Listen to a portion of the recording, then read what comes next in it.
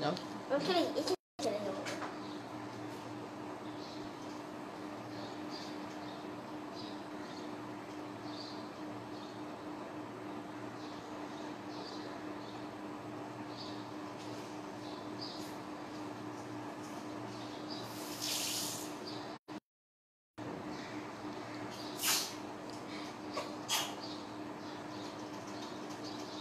ওকে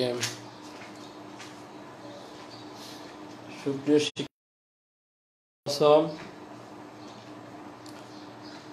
যাই হোক আমরা পড়াশোনা শুরু করি আমি ওই কম্পটন প্রভাব যে টপিকটা পড়াইছিলাম সেটারই ধারাবাহিকতায় আমরা আজকে থাকব দেখো আমি এই চিত্রটা দেখাইছিলাম আগের দিন যে নিউ কম্পাঙ্কের বা ল্যামডা তরঙ্গদৈর্ঘ্যের কোনো ফোটন যদি ইলেকট্রন কম্পাঙ্ক হবে নিউ প্রাইম তরঙ্গদৈর্ঘ্য হবে ল্যামডা প্রাইম হ্যাঁ আর ইলেকট্রন দিকে যাবে এই আপতিত তরঙ্গের দিকের সাথে বিক্ষিপ্ত তরঙ্গের অর্থাৎ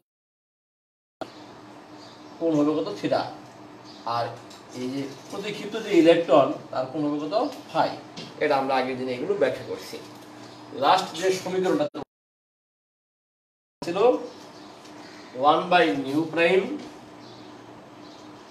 মাইনাস 1 বাই নিউ সমান ছিল h by m not c square h by m not c square into 1 minus cos theta দেখো তোমাদের সবার খাতায় লেখা আছে 1 by nu prime minus nu সমান h by m not c square 1 minus cos theta তার মানে কি যখন আপাতত এক্স রে ফোটনের কম্পাঙ্ক দেওয়া থাকবে এক্স রে ফোটনের সাথে বিক্ষিপ্ত এক্স রে ফোটনের অন্তর্ভুক্ত কোণ দেওয়া থাকবে অর্থাৎ এক্স রে ফোটনটা কত কোণে বিক্ষিপ্ত হয়ে গেছে সেই কোণ দেওয়া থাকবে তখন এই সূত্র প্রয়োগ করে আমরা বিক্ষিপ্ত ফোটনের কম্পাঙ্ক নিউ প্রাইম নির্ণয় করতে পারবো আমরা এখন এই দুই পাশে আমরা সি দ্বারা গুণ করি c divided by nu prime minus c divided by nu সমান h by m not c into 1 minus cos theta তাহলে খেয়াল করো দুই পাশে আমরা কি করছি শূন্য মাধ্যমে আলোর বেগ c দ্বারা আমরা গুণ করছি আমরা তাহলে এখানে একটা c স্কয়ার ছিল একটা c কেটে যাবে তাহলে একটা c থাকবে m not c থাকবে এখন আমি তোমাদেরকে শুরুতেই বলছিলাম যে তরঙ্গ বেগ c সমান রেখে আমরা নিউ ল্যামডা লিখি তাহলে ল্যামডা কত আসবে আমাদের c ডিভাইড বাই নিউ নিশ্চয় মনে আছে তোমাদের তাই না b সমান f ল্যামডার মধ্যে করে c সমান নিউ ল্যামডা তাহলে ল্যামডা সমান c ডিভাইড বাই নিউ তাহলে c বাই নিউ প্রাইম তাহলে আমরা কত লিখব তাহলে বলো ল্যামডা প্রাইম মাইনাস ল্যামডা ঠিক আছে তাহলে c বাই নিউ প্রাইম আমরা কত লিখব ল্যামডা প্রাইম লিখব জাস্ট এই c সমান নিউ ল্যামডা সূত্র অনুসারে আমরা লিখব আমরা এটা ঠিক আছে আচ্ছা তাহলে ল্যামডা প্রাইম মাইনাস ল্যামডা সমান h divide by m not c into 1 minus cos theta তাহলে আজকে আমরা আরেকটা সূত্র দেখাবো আমি সব সময় তোমাদেরকে বলি ক্লাসে যে সূত্রগুলো আমি বক্স করব এগুলো অবশ্যই পরীক্ষার জন্য মনে রাখতে হবে তাহলে ল্যামডা প্রাইম মাইনাস ল্যামডা সমান c into 1 minus cos theta তার মানে কি যদি আপাতত ফোটনের তরঙ্গদৈর্ঘ্য দেওয়া থাকে এবং আপাতত ফোটনের দিকের সাথে বিক্ষিপ্ত ফোটনের কত কোণে বিক্ষিপ্ত হয়ে গেছে ফোটনটা সেই কোণ দেওয়া থাকে তাহলে আমরা এখানে কি পাবো আমরা সেই বিক্ষিপ্ত ফোটনের তরঙ্গদৈর্ঘ্য ল্যামডা পাবো আমরা সেই বিক্ষিপ্ত ফোটনের তরঙ্গদৈর্ঘ্য ল্যামডা পেয়ে যাব দেখো এটা খুবই গুরুত্বপূর্ণ একটা সূত্র সাধারণত আমাদের অঙ্কগুলো এই সূত্রতেই করতে হয় আমি আগেই বলছিলাম যে আপাতত ফোটনের তরঙ্গদৈর্ঘ্যের চেয়ে বিক্ষিপ্ত ফোটনের তরঙ্গদৈর্ঘ্য কি হবে সেখানে কি করে এনার্জি এই ফোটনের সাথে কি ইলেকট্রনের সাথে যখন সংঘর্ষ হয় তখন কি কিছু এনার্জি ইলেকট্রনকে দেয় যেটা কি ইলেকট্রনের গতিশক্তি হিসেবে প্রকাশ পায় তাহলে আপাতত ফোটনের তরঙ্গদৈর্ঘ্য কম কিন্তু বিক্ষিপ্ত ফোটনের তরঙ্গ দৈর্ঘ্য কি বেশি, কথাগুলো আমাদের বেশি। তাহলে এই যে বিক্ষিপ্ত ফোটনের তরঙ্গ দৈর্ঘ্য মাইনাস আপাত ফোটনের তরঙ্গ দৈর্ঘ্য, এটা কি বলতে আমরা এই ফোটনের তরঙ্গ দৈর্ঘ্যের পরিবর্তন করবো আমরা। এটা আমাদের কি ফোটনের তরঙ্গ দৈর্ঘ্যের ডেল্টা ল্যামডা সমান লিখবো আমরা, ঠিক আছে। তাহলে তরঙ্গ দৈর্ঘ্যের পরিবর্তন মানে কি আমাদের ডেল্টা ল্যামডা লিখবো আমরা, ঠিক আছে, ডেল্টা ল্যামডা লিখবো। তাহলে এখন এই h/m0c এর একটা নাম আছে, এটাকে বলা হয় কম্পটন তরঙ্গ দৈর্ঘ্য। আমরা তাকে লিখি হলো ল্যামডা সি দ্বারা লিখি cos θ, ঠিক আছে, এটাকে লিখি আমরা কি দ্বারা ল্যামডা সি দ্বারা লিখি। তাহলে এখানে আমরা কি কি লিখলাম, এই ল্যামডা প্রাইম সমান ডেল্টা ল্যামডা, যাকে বলা হবে কি তরঙ্গ দৈর্ঘ্যের পরিবর্তন। h/m0c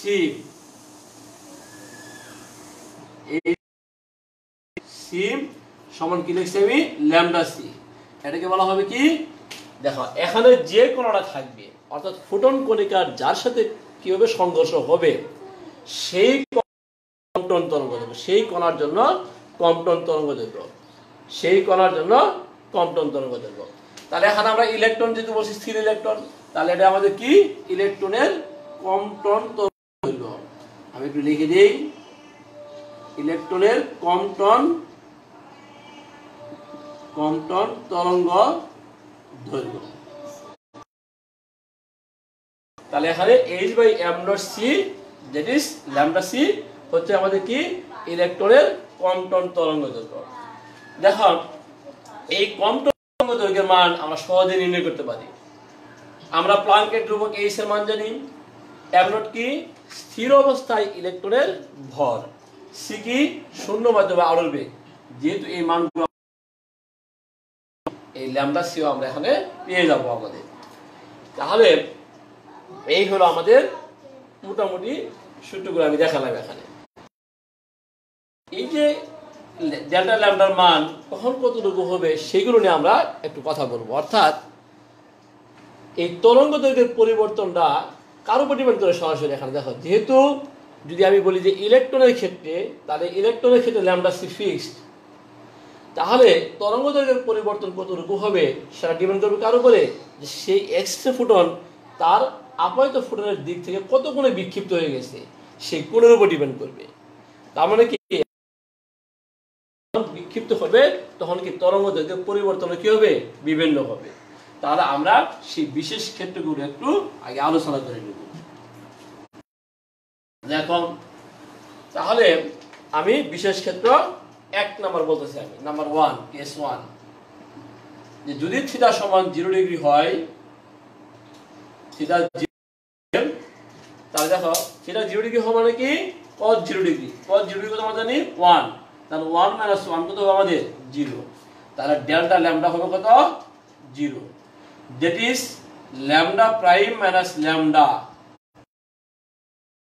ল্যামডা প্রাইম সমান ল্যামডা। তার মানে কি যখন আমরা এই থিটা সমান বিক্ষেপণ কোণ থিটা সমান 0 ডিগ্রি হবে তখন কি হবে না, তরঙ্গ দৈর্ঘ্যের কোনো পরিবর্তন হবে না।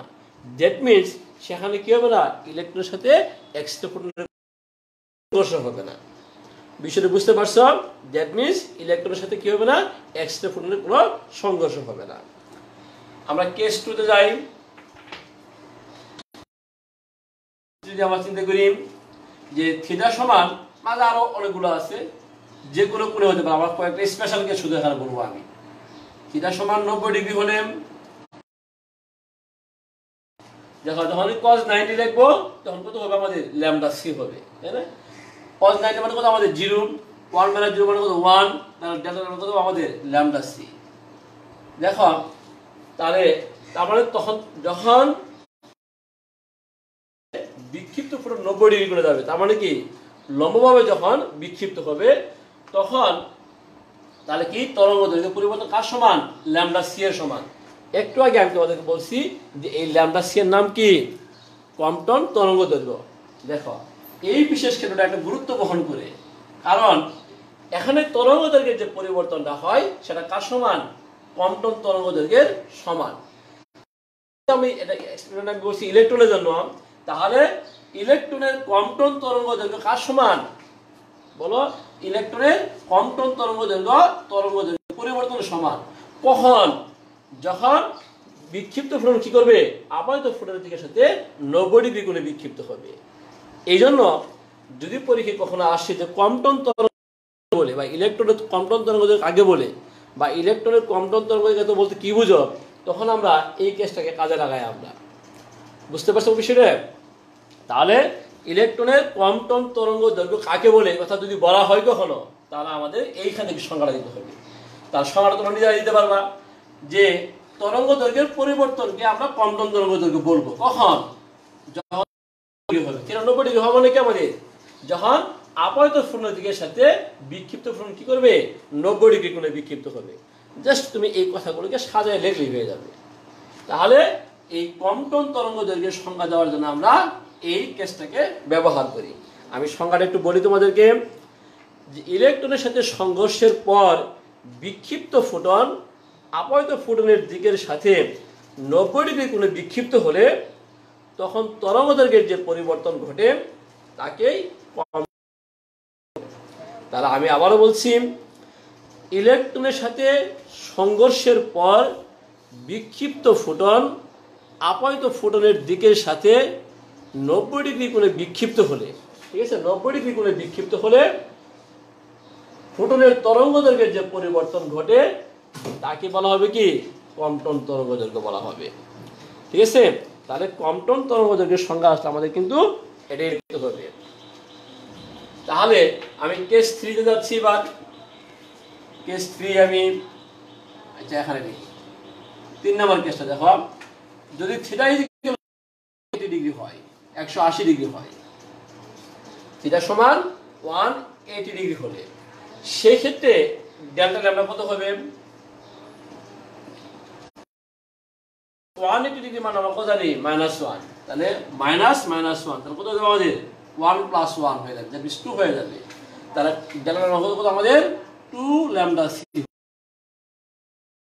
তখন তরঙ্গ দৈর্ঘ্যের পরিবর্তন হবে কার সমান? কম্পন তরঙ্গ দৈর্ঘ্যের দ্বিগুণ পরিমাণ হবে, অর্থাৎ ল্যামডা সি এর দ্বিগুণ হবে। দেখো এটাকেই বলি আমরা কি? কম্পন কি? এই কম্পন ক্রিয়ার ক্ষেত্রে তরঙ্গ দৈর্ঘ্যের পরিবর্তনের সমান। এর থেকে বেশি সম্ভব? আর আমরা কি জানি, এই cos θ সমান কত হতে পারে? -1 হতে পারে। এর থেকে আরো কম সম্ভব? তাহলে এটা হবে আমাদের কি? তরঙ্গ দৈর্ঘ্যের সর্বাধিক পরিবর্তন বা সর্বোচ্চ পরিবর্তন। তাহলে এই ইলেকট্রনের সাথে ফোটনের বিক্ষেপণের ফলে তরঙ্গ দৈর্ঘ্যের সর্বাধিক পরিবর্তন হয় কখন? যখন θ সমান 180। আর দেখো θ সমান যখন 180 ডিগ্রি হবে, তাহলে এই ফোটন এক্সরে ফোটন যেদিকে যাবে আবার কি করবে? সেদিকেই ফিরে আসবে। ঠিক আছে, সেদিকেই ফিরে আসবে। তাহলে এই ধরনের সংঘর্ষকে আমরা কি সংঘর্ষ বলি? বললাম হেড অন কলিশন বা মুখোমুখি সংঘর্ষ বলি আমরা এগুলোকে আমরা কি বলি? হেড অন কলিশন বা মুখোমুখি সংঘর্ষ বলি। তার মানে কি, এই এক্সরে ফোটন যে পথে যাবে আবার ঠিক সেই পথে কি করবে? ফিরে চলে আসবে। তাহলে এই ক্ষেত্রে আমরা বললাম কি, যদি এরকম কখনো ইলেকট্রনের সাথে ফোটনের মুখোমুখি এরকম সংঘর্ষ হয় তখন তরঙ্গ দৈর্ঘ্যের পরিবর্তন হবে কি? সর্বাধিক। এবং দেখো যখন তরঙ্গ দৈর্ঘ্যের পরিবর্তন সর্বাধিক হবে তখন ওই ইলেকট্রনের শক্তি দ্বারা কতটুকু হবে? এটা একটা প্রশ্ন এখানে অনেক সময় এমসিকিউতে আমরা দিই। এই কোশ্চেনটা একটা কঠিন কোশ্চেন, তারপরেও যারা দেখো তরঙ্গ দৈর্ঘ্যের পরিবর্তন যত বেশি হবে এই এক্সরে কি ইলেকট্রনের গতি শক্তিকে তত বেশি হবে না কম হবে? আমি আগে তোমাদের বলছিলাম যে ইলেকট্রনের গতি শক্তি ই কে সমান লিখবো আমরা, হলো ই - ই প্রাইম। দেখো তরঙ্গ দৈর্ঘ্যের পরিবর্তন যত বেশি হয় তার মানে কি ল্যামডা প্রাইম যত বেড়ে যাবে, ই প্রাইম কি হয়ে যাবে? তত কমে যাবে। সূত্রগুলো মনে আছে সবার? কি বলছিলাম? ই সমান hc / ল্যামডা। ল্যামডা যত বাড়ে ই তত কমে, তাই না? তার মানে কি আমি যখন লিখবো ই প্রাইম সমান hc / ল্যামডা প্রাইম, যখন তরঙ্গ দৈর্ঘ্যের মান যত বৃদ্ধি পাবে আমাদের শক্তির মান কি হবে? তত কমবে। ইলেকট্রনের গতি শক্তি তত কি হবে? আমাদের বাড়বে, তাই না? তাহলে এই ই প্রাইম যত কমবে, ঠিক আছে, সরি হ্যাঁ, ই প্রাইম যত কমবে এই ই এর মান কি হবে, তার মানে কি বিক্ষিপ্ত ফোটনের শক্তি যত কম ইলেকট্রনের গতি শক্তি কি তত বেশি।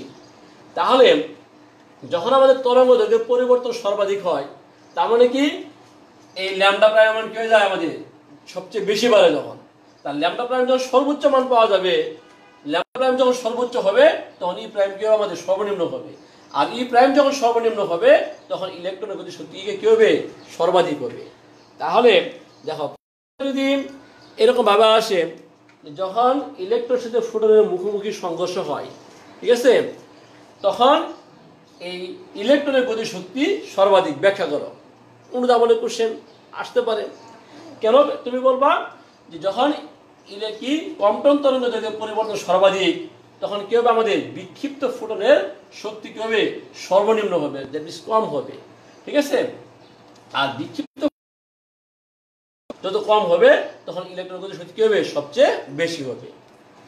তাহলে আমি মনে হয় বিষয়টা বুঝতে পারছি। আমি আবারও বলছি আমি যে এই কম্পন তরঙ্গ দৈর্ঘ্যের পরিবর্তন কি এই ফোটনের তরঙ্গ দৈর্ঘ্যের পরিবর্তন তত বেশি হবে, ঠিক আছে, ইলেকট্রনের গতি শক্তি তত বেশি হবে, কারণ তরঙ্গ দৈর্ঘ্যের পরিবর্তন বিক্ষিপ্ত ফোটনের তরঙ্গ দৈর্ঘ্য সর্বাধিক হওয়া, আর বিক্ষিপ্ত ফোটনের তরঙ্গ দৈর্ঘ্য সর্বাধিক হলে তার শক্তি কি হবে সর্বনিম্ন হবে।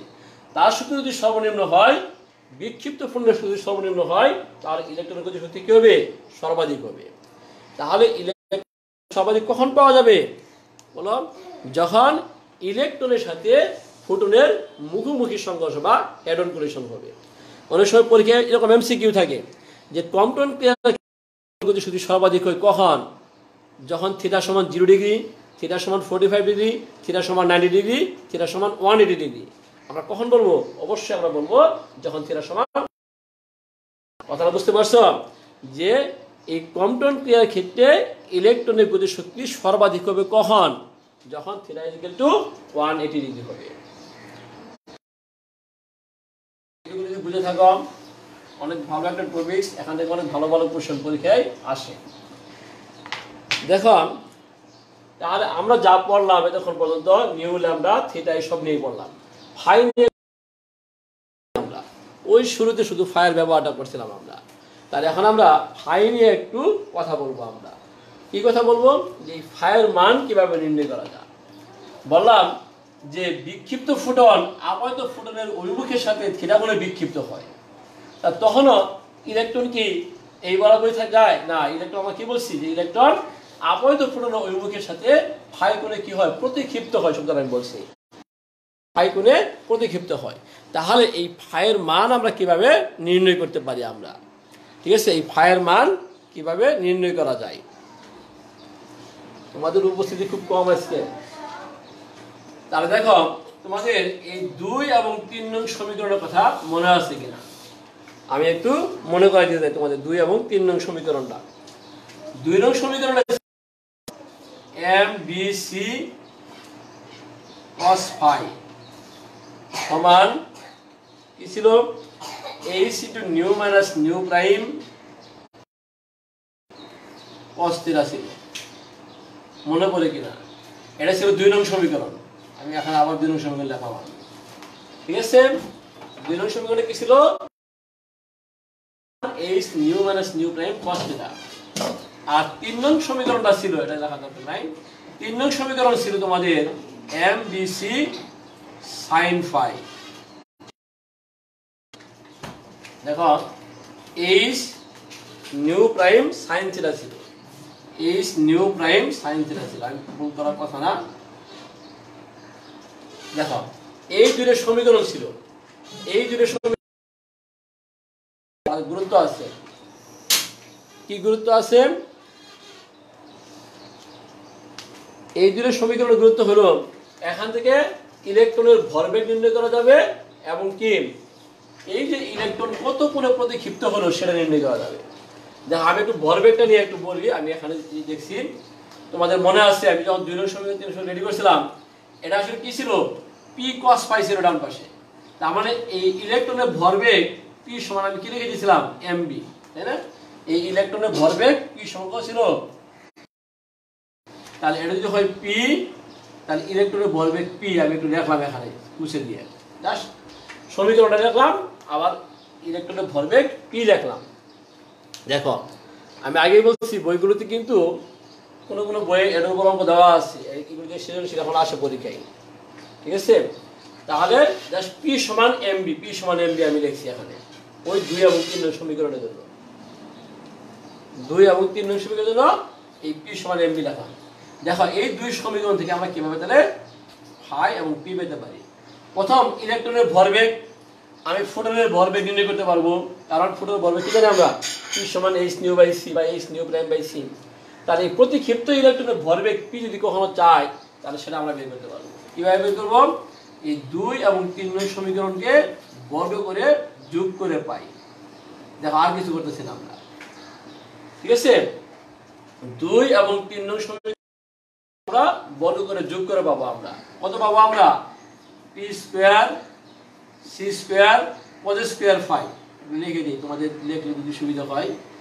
H into nu minus nu prime cos theta, আমি এইটুকু ছোট্ট আকারে রাখবো, h nu prime sine theta. এখান থেকে এটা আমাদের কি বাদ দিয়ে তাহলে পি স্কোয়ার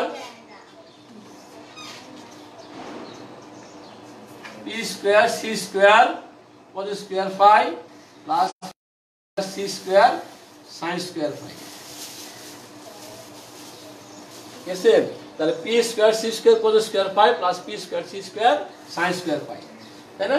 আর এই পাশে বড় করছি আমরা, তাহলে এখান থেকে কি পাওয়া যাবে? পি স্কোয়ার সি স্কোয়ার পাওয়া যাবে। তাহলে p square H into nu minus nu prime cos theta square plus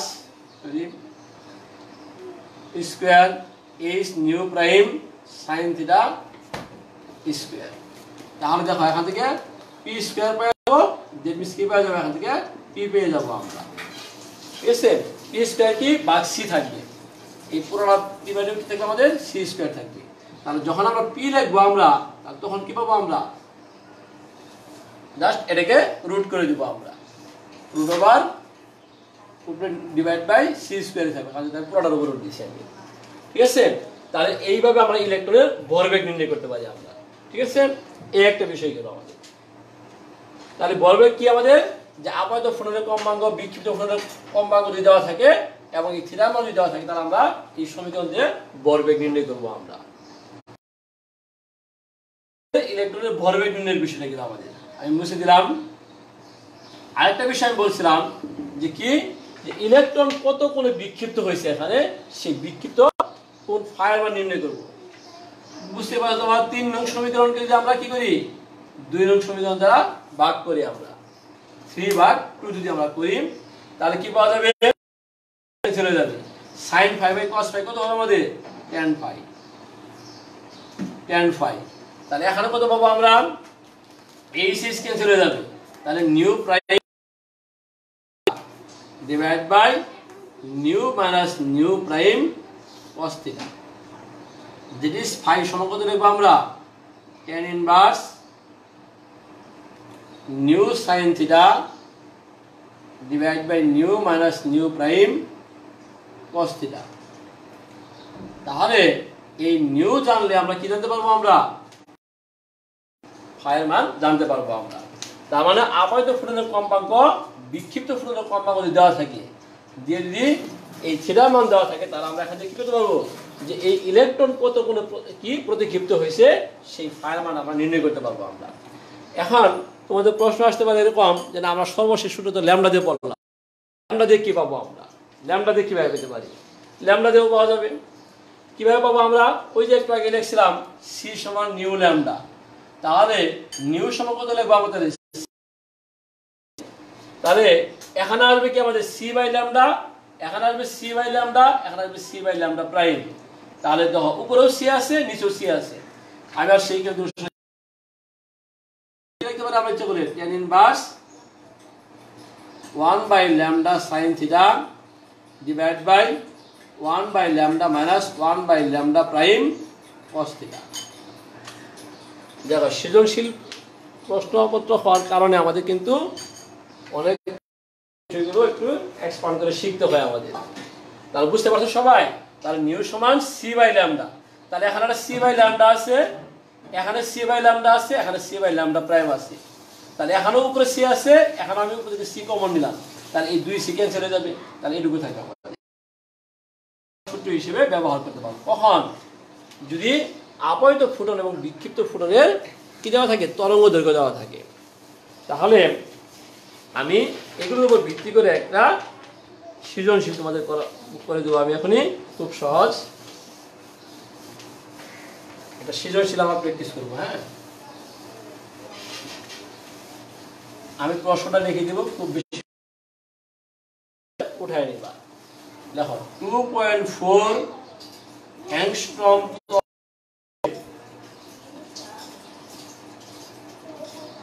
তরঙ্গ দৈর্ঘ্যের একটি ফোটন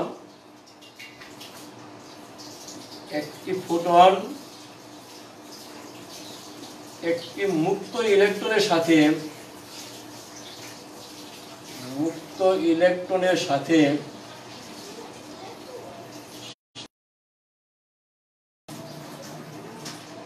সংঘর্ষের ফলে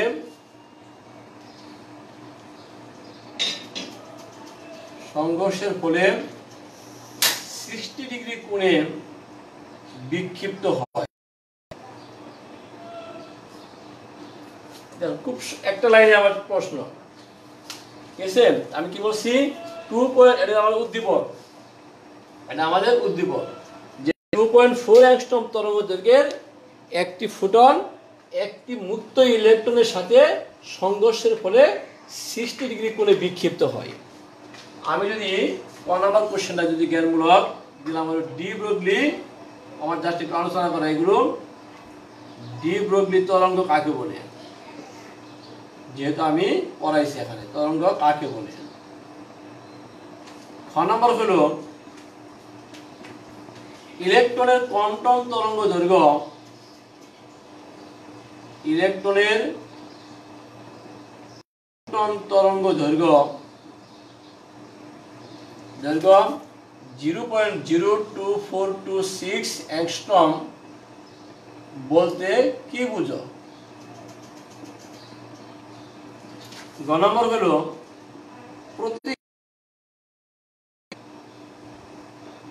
প্রতিক্ষিপ্ত ইলেকট্রনের গতিশক্তি নির্ণয় করো। গতিশক্তি নির্ণয় করো। গ নম্বর হলো প্রতিক্ষিপ্ত ইলেকট্রনটি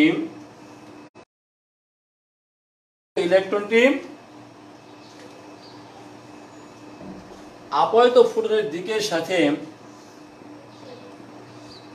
আপতিত ফুটনের দিকের সাথে 60 ডিগ্রি কোণে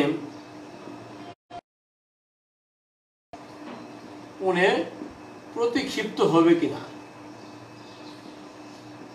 কিনা গাণিতিক বিশ্লেষণের মাধ্যমে উত্তরের সপক্ষে যুক্তি দাও। লিখে দিই, গাণিতিক বিশ্লেষণের মাধ্যমে তোমার উত্তরের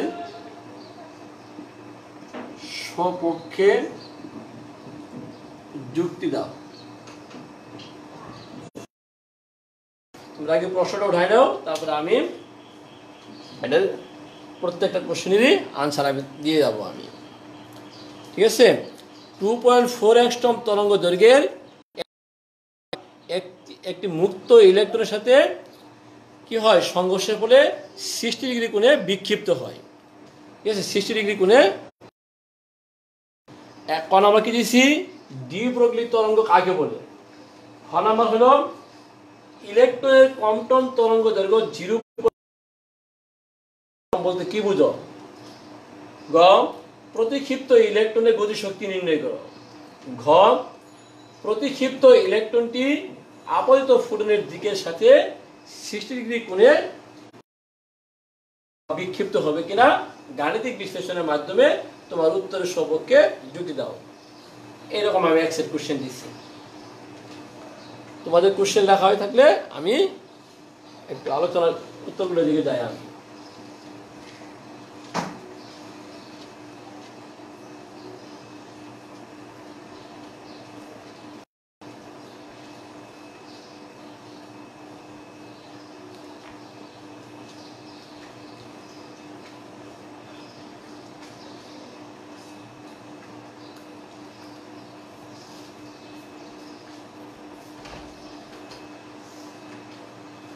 দেখো কোশ্চেন তোমরা পরে উঠাইতে পারবা।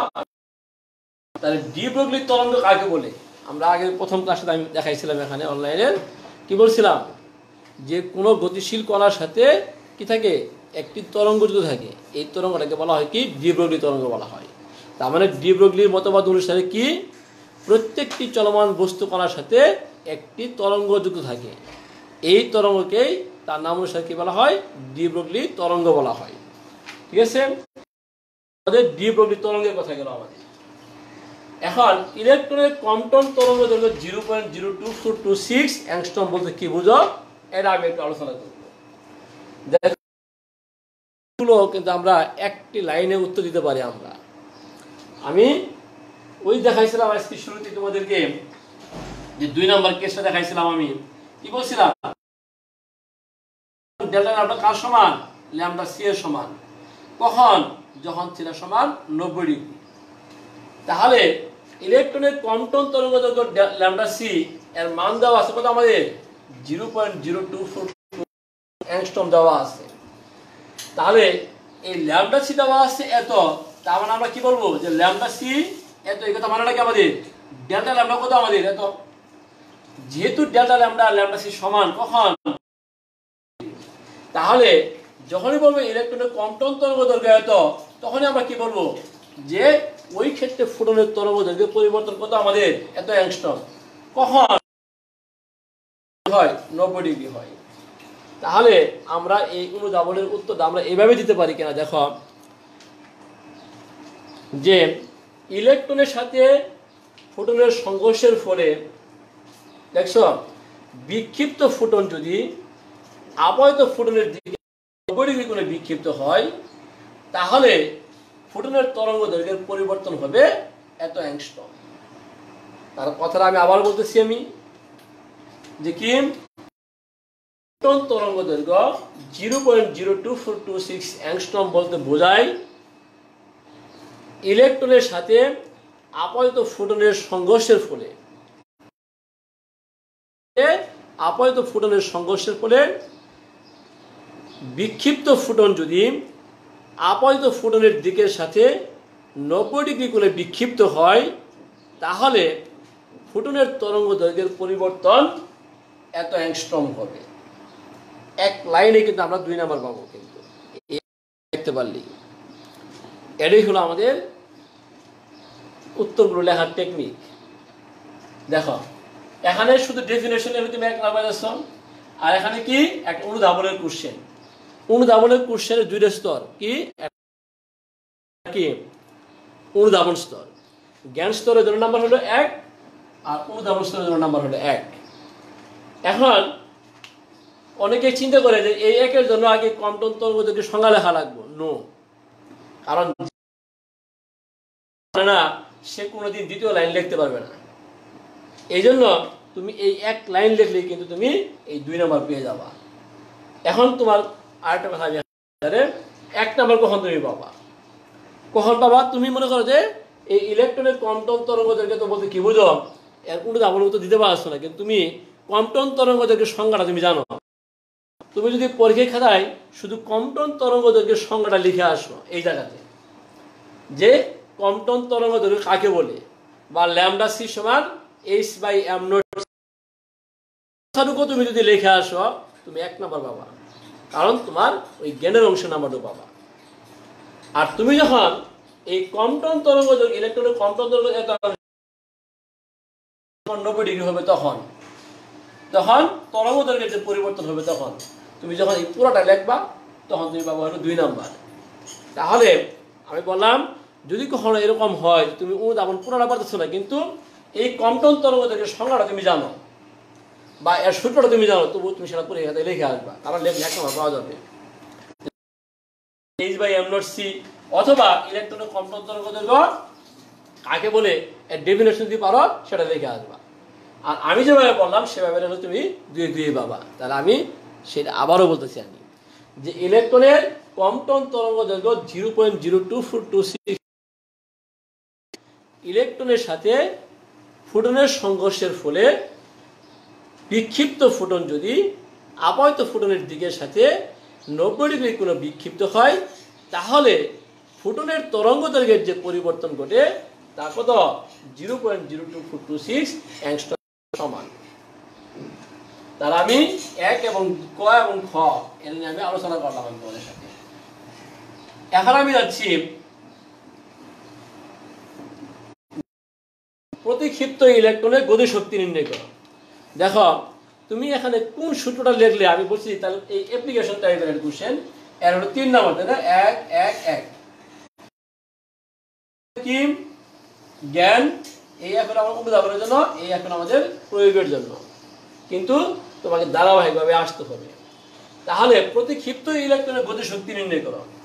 আমি শুরুতে তোমাদের এই প্রতিক্ষিপ্ত ইলেকট্রনের গতিশক্তি কত হবে সেই সূত্রটা তোমাদেরকে শিখাইছিলাম। 9 নাম্বার কোশ্চেন আমি এখানে লিখে আছে কত, ই কে সমান কত বলছিলাম আমি, ই মাইনাস ই প্রাইম, অর্থাৎ আপাত ফোটনের শক্তি মাইনাস কি আমাদের বলো বিক্ষিপ্ত ফোটনের শক্তি, আপাত মাইনাস বিক্ষিপ্ত ফোটনের শক্তি। আমি কোশ্চেনটা একটু মুছে দিই, তাহলে একটু শুরু করে দেখি আমি আমার কি দরকার এই সমীকরণ জানি আমরা hc বাই ল্যামডা, আমি একটু পাশাপাশি লিখতেছি minus hc by lambda prime.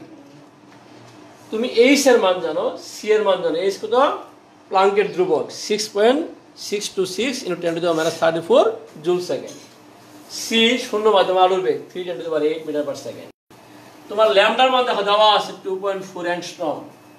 তাহলে তোমার কি দরকার, এখন আগে ল্যামডা প্রাইম দরকার। তাহলে তোমার এটা কমপ্লিট করতে গেলে আগে ল্যামডা প্রাইম বের করে নিতে হবে।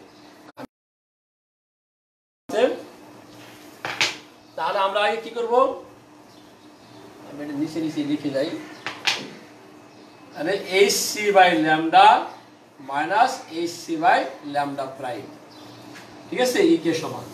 তাহলে দেখো এটা তুমি একদম সমীকরণ দিয়ে রাখতে পারো। তাহলে এখন আমরা ল্যামডা প্রাইম মাইনাস ল্যামডা সমান h by m not c into 1 minus cos theta. তাহলে আমরা এই সূত্র প্রয়োগ করে আমরা কি করতে পারি, ল্যামডা প্রাইমের মান নির্ণয় করতে পারি। খেয়াল করছো সবাই? তাহলে ল্যামডা প্রাইম সমান কত লিখবো আমরা, ল্যামডা এই 4 অ্যাংস্ট্রম। আমরা জানি অ্যাংস্ট্রমকে মিটার বান্ডা কত করতে হয়, 10⁻10 মিটার দিতে হবে। এই এককের কনভার্সনগুলো তোমরা অবশ্যই করবা, ঠিক আছে? তাহলে আমাদের এখানে একটা কাজ করছি আমরা কি, যে এই 2.4 অ্যাংস্ট্রমকে আমরা মিটার বানাইছি। আমরা সবসময় জানি যে অঙ্ক করার সময় কি করতে হয়, সবগুলোকে আমরা একটা এককে নিতে হবে, একটা পদ্ধতি নিতে হবে। আমরা সব SI এককে নিই। Plus h by m not c 6.63 10⁻⁻34 joule second, m naught কত 9.1 10⁻⁻